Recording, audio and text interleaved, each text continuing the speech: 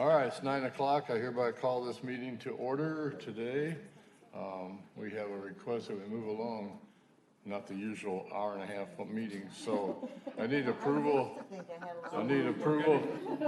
gonna have less than 15 minutes? Yeah. Need approval of today's agenda. Seconded. All's in favor? Aye. All right, most of us heard that and approved it. All right. Approval of minutes. Do I have a Make the motion? motion. Second. All those in favor? Aye. Okay, it's carried. New business. Hello. So first thing for new business, we have our maintenance mechanic position. I will go ahead and let everyone have a chance to go ahead and in your packet, you should have a job description for maintenance mechanic. So for updates to minimum qualifications, this is a position that is at our water pollution control plant, and it is an entry-level position. We would like to add high school diploma or GED equivalent. Okay. We are doing some language cleanup and combining some lines here. So we're removing must pass a physical along with background check and combining the two of those. And, okay, and that would be on page 2 that we're doing the combination if you turn that sheet over. So must pass a physical exam and background check as prescribed by the city, and all CDL personnel are subject to the Federal Motor Carriers Drug and Alcohol Program. And if you go back over to page 1, I apologize to have you continue to flip. Right now, this position does require a driver's license, but we are asking that this applicant or candidate obtain a Class B CDL with air brake endorsement within 6 months of hire. So with the educational requirement, what was it before? So it was just the 3 years of experience as a skilled full performance maintenance mechanic. So as positions are coming up throughout the city, we are reviewing the minimum qualifications to make sure they are in alignment. So they're at least high school equivalent? Yes. Okay. Okay, any questions? Okay. The next position that I have will be our mechanic position. So that is another sheet within your packet. This is an entry-level position in our fleet division of Public Works. For this one, we are asking to add, again, a high school diploma or GED equivalent, along with 1 year of training or experience in automotive repair or an equivalent combination of training and experience. And those would be the 2 additions that we're seeking approval for today. So what's the difference between maintenance mechanic and mechanic? Sure, I'm gonna go ahead and refer to our subject matter expert, Nicole Gleason.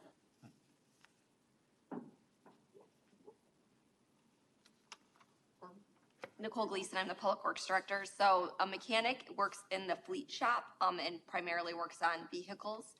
Our maintenance mechanic is at our water pollution control plant, and primarily working on generators, digesters, mechanical equipment related to the operations of the plant. Okay, so it's more technical because it's, now the mechanic gets paid more. Yeah, so there's we have over 1,000 pieces of equipment.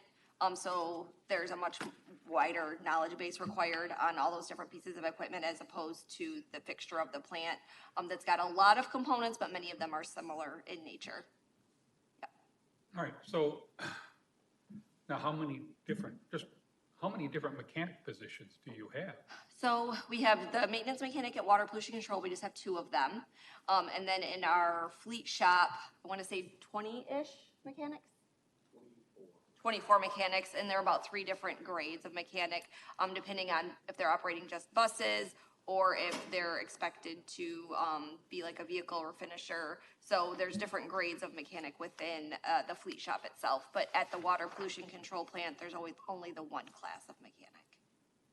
And then you would have maintenance people, which is different than a maintenance mechanic. Yeah, so we have facilities maintenance, and they are expected to be the ones that would be working on HVAC units, light bulbs, things like that. And that's within our facilities division. And that would be a maintenance specialist. And that'd be a lower level. I believe maintenance specialist is in line with mechanic. Okay, it just seems confusing, a lot of titles to do kind of the same thing. Yeah, the maintenance, I guess the facilities maintenance though is more specific to, they're expected to have general knowledge of all the city buildings. So if someone calls and says, hey, there's a boiler failure, the boilers at, all the different facilities have different needs. So it just depends, I think, on this, how large the scope of work that we expect that person to obtain the knowledge of over the course of their career. Okay, Yep. The title's kind of the same, but they're a little bit different. they're the same, only different. Scope, yeah. Okay. And then next, I believe, is Scott. You have before you our proposal for police corporal and sergeant promotional process. Just for your knowledge, police corporal is the first promotional rank within the police department, followed by sergeant.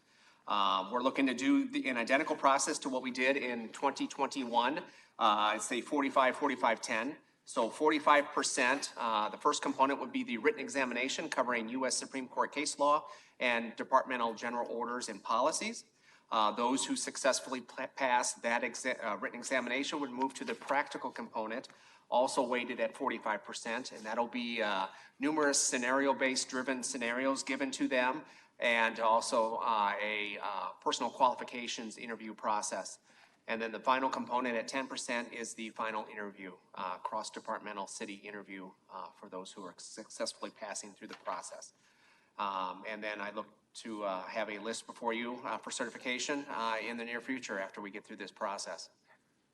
So the corporal has certain administrative tasks that a regular patrolman wouldn't? Yes, so a corporal can assume supervisory responsibility in the absence of maybe a sergeant, if on a particular shift, the sergeant is away doing something else or they're not present. A corporal can assume supervisory responsibility on that particular shift. So that's kind of the beginning of their potential development as a supervisor within the department. Is there a specific number of corporals, or is Yes. corporal just kind of, Nope, there is is a it something specific- kind of a natural progression that if you've been there for so long and done a decent job, you may get up to corporal? Only if there's an opening. So we do have approximately 100 or so police officers at rank, or at the rank of police officer. We have 26 corporals and 26 sergeants, followed by 9 lieutenants, 3 captains, a major, and a chief. So that's how the department is segmented out. So if there's 26 corporals in the rank of corporal and there's no opening or no retirement or no filling needed, there's no promotion. So those 26 are there. Are there many just patrolmen that have had long careers that never got promoted? Absolutely. And that's a personal choice, kind of what are their goals? What are their professional goals? Are they happy being where they're at? And are they making an impact in what they're doing? Or do they want to rise in the management structure of the agency? And if you want to, then you have to go through these processes and get promoted at the various steps. I just have a quick question. The Yeah. 45, 45, 10, you said there was like Supreme Court case of Yes. determining this. I'm just curious as how that designation, the 45, 45, 10, how it was established. That was established, I think, several years ago, just to create a more inclusive, kind of a practical, relevant, applicable process. So when you get back, and you may have misunderstood me, as part of the written examination, they will have 8 Supreme Court cases that they will have to review to understand, because that'll be some of the material taken for the written examination. The U.S. Supreme Court did not say that you need a 45, 45, 10, no. Okay. But we came up with this just to make it's much more comprehensive, applicable, relevant process, since the progression in the department is comprehensive. Yeah. Okay, thank you. Question, Yes. are there many who do not pass the corporal's examination? There are always some that do not pass, and some maybe feel they're maybe overconfident, so they maybe don't study as much. But we see that in every aspect, in every testing situation that we do. But they're always encouraged to take that frustration and that determination. I will say, in the last process we did, we had someone who missed the cutoff on the written examination by 2 points. And this particular individual was incredibly frustrated and upset at his own process. He ended up scoring number 1 in this last process we did. So he took that determination. So I use that as an example for anyone that is ever frustrated. Say, dig deep, you'll get it. So that's the process we have before you. I appreciate your consideration of that, so we can move forward. Yes? So it's corporal, sergeant, lieutenant, and the. So for this one, it's just the corporal and sergeant, it was what we're doing. But then after sergeant is the lieutenant rank, Okay, and then the captain rank, Okay. then the major, which is the assistant chief, and then, of course, the chief. okay, That's how the department's organized. okay. Great, thank you. Thank you. Thank you. Do we need a vote at this point? All right, entertaining a motion to approve the new business, all the different factors presented to us. I move the acceptance of the 3 categories just presented. I second. All those in favor? Aye. Aye. Okay, pass. Old business? Okay. Certification list. Hello again. Why? Nice meeting. First and foremost, I do want to thank you for your flexibility in rescheduling this up 1 week. This is due to testing schedule at the Iowa Law Enforcement Academy on Monday, so I had to get the certification of our list for police officers specifically ahead of that date, so I do appreciate your flexibility. So we're testing for police officer again. I just ran another process concurrently with the other process. The statistics, we had 36 applicants this round. 33 were qualified and were invited to schedule their testing with us. And as the usual process goes, we had 1 withdraw, 6 did not schedule, 6 did not show, 4 withdrew. So that's actually 5 withdrew. And then 4 failed the physical ability testing with us. So we were down to 12 at that particular time. They were invited to take the written examination. 6 failed the written police officer selection test examination. 6, so that left us with 6 who passed and then invited to participate in the background and polygraph investigation. At that point, 1 withdrew and 3 failed the background investigation. So that left us with 2 who passed and were invited to interview with us. Both of those individuals passed the interview, and you have, for your consideration, a list of 2 individuals for certification for police officer. Yes, Ms. Moore. Those who failed the background and polygraph investigation, why? I can't go into specifics, but we run a very comprehensive background process. And I think the citizens of Davenport can rest assured that we are making sure that we are hiring the most qualified individuals. But the overall reasons, sexual abuse, sexual assault, and domestic violence. So I'll leave it at that. 36 to 2. Wow. Yeah. I say at every process, we have a big funnel at the top, and it gets down really quick. And of the list of 2, both were provided offers of employment. We had 1 accept, and 1 went to a sister agency across the pond in Moline. So. So I'll be before you in the coming months for another process. How many vacancies do we have? We're roughly around 10 right now. Yeah. 10 right now? And this is starting to chip away at that 10, but there may be more retirements coming up. So, yeah, Did these 2 accept positions? yes, yep. But And they're one is going going, off to camp? so 1, though, accepted with us, 1 accepted with Moline. Oh, Yeah. Yes, so. We're all trying to get this, and a lot of times the same applicants in our community. Yep. So, appreciate your consideration of the list. Okay. Thank you. I'll turn it over to Gina. So next, we have our plant maintenance supervisor position. This is an entry-level position at the Water Pollution Control Plant of Public Works. We had a 30-70 split, and it is a non-bargaining position. So applicants do need to have a high school diploma or equivalent, plus 2 years of training related to mechanical, electrical, and control equipment, and 5 years of experience as a skilled maintenance mechanic. They do need to obtain an Iowa Grade 1 wastewater operator certification within 1 year of hire, and possess a valid driver's license and maintain that throughout duration of employment. And again, we have our background and residency requirements. We had 16 applicants. 11 were qualified and invited to participate in the written exam. 6 did not show, and 3 scored below 70%. That left us with 2 candidates. They were invited to the interview. They did pass the interview and are on the list to be certified. And we have our stats. Any questions on this position? Kind of unrelated, but the supervisor has to have a driver's license, not a CDL. Correct. Let me go ahead and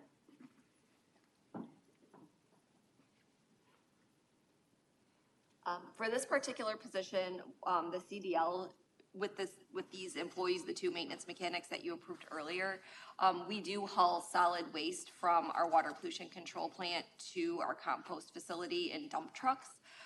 That's generally something that the operators do, but we wanted the maintenance mechanics to have that as an emergency backup, and also to help us operate flood equipment in an emergency. In general, the supervisors don't use the CDL at the water pollution control plant as compared to as they would at Public Works. Okay, I guess it's just one where, you know.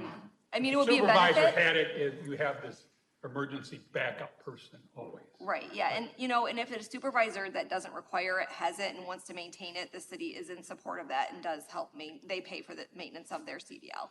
Okay. Yep.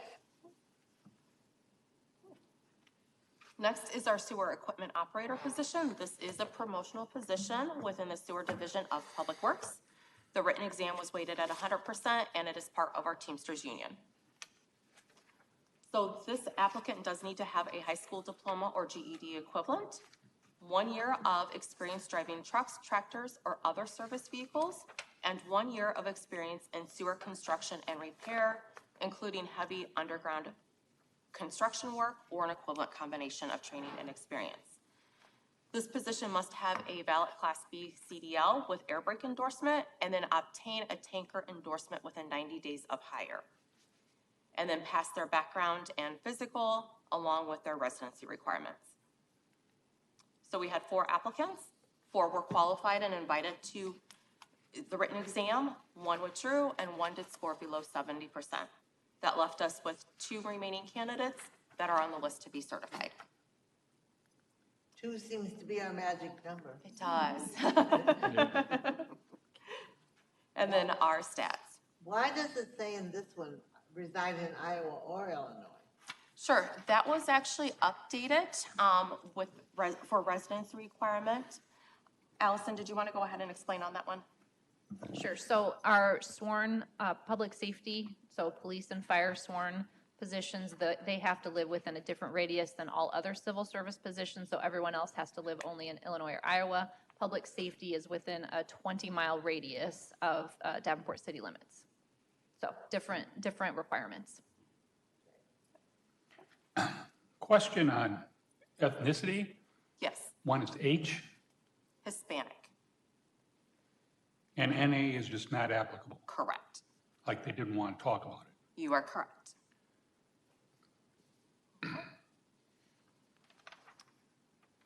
Okay, next we have our senior mechanic position.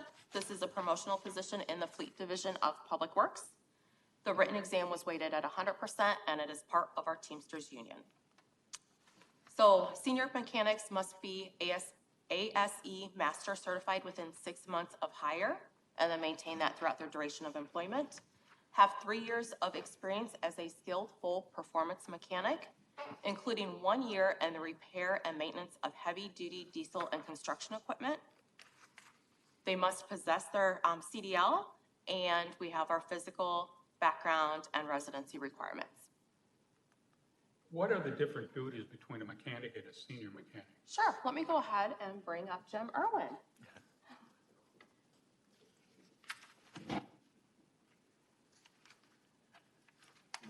Good morning. Fleet Division Manager. The question was, I'm sorry. What's the difference between a senior mechanic and a mechanic?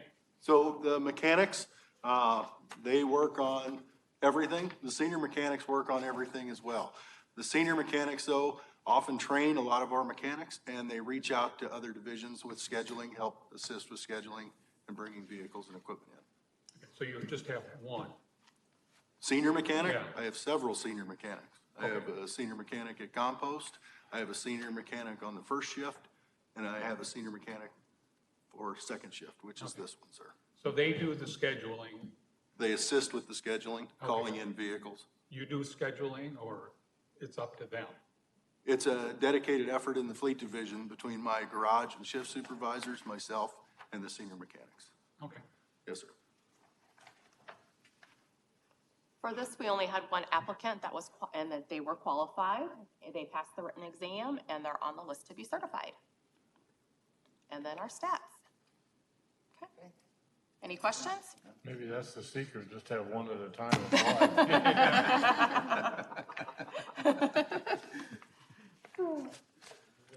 Okay, any questions? None. All right, entertain a motion to approve the certification list.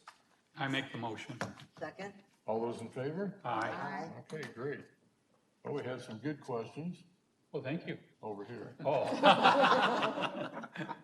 Good meeting. It's hard to believe another year has come and gone, jeepers. So the big motion would be for adjournment. So moved. Second? Second? Okay, all those in favor? Aye. All right, approved. Next meeting, January 11th. Happy holidays, See you all in the new year. boy.